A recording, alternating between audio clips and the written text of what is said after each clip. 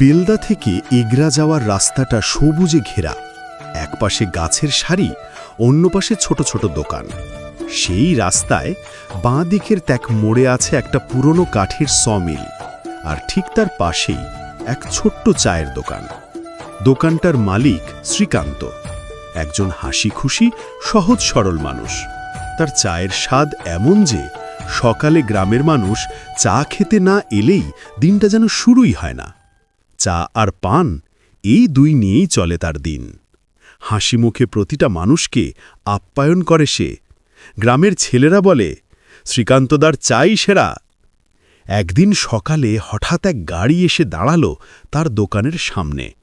গাড়ি থেকে নামলেন এক পরিচিত মুখ, এলাকার মন্ত্রী মহাশয়। সবাই অবাক হয়ে তাকিয়ে রইল। মন্ত্রী চা চাইলেন। শ্রীকান্ত স্বভাবসিদ্ধ হাসি দিয়ে বলল, চা এখনই আসছে বাবু। মন্ত্রী এক চুমুক চা খেয়ে থমকে গেলেন। চায়ের স্বাদে যেন এক অদ্ভুত তৃপ্তি। তিনি শ্রীকান্তের দিকে তাকিয়ে বললেন, তোমার চায়ের স্বাদ এই রাস্তায় নয়, সারা রাজ্যে ছড়িয়ে দেওয়া উচিত।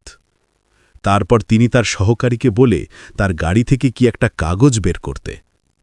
তারপর সেই কাগজটা শ্রীকান্তের হাতে দিলেন। বললেন, এটা তোমার জন্য। হেসে গাড়িতে উঠে চলে গেলেন। কিন্তু সেই কাগজে আসলে কি লেখা ছিল আজও কেউ জানে না। শ্রীকান্ত সেই কাগজটিকে যত্নে রেখে দেয়, কিন্তু কখনো কাউকে দেখায় না। কাগজে কি কোনো স্বপ্ন ছিল, নাকি ভাগ্য পরিবর্তনের বার্তা? সবাই জানতে চায়, কিন্তু উত্তর একটাই। জানতে হলে আমার চ্যানেলের সঙ্গে যুক্ত থাকুন পরবর্তী ভিডিওতে। সাবস্ক্রাইব করতে ভুলবেন না কিন্তু।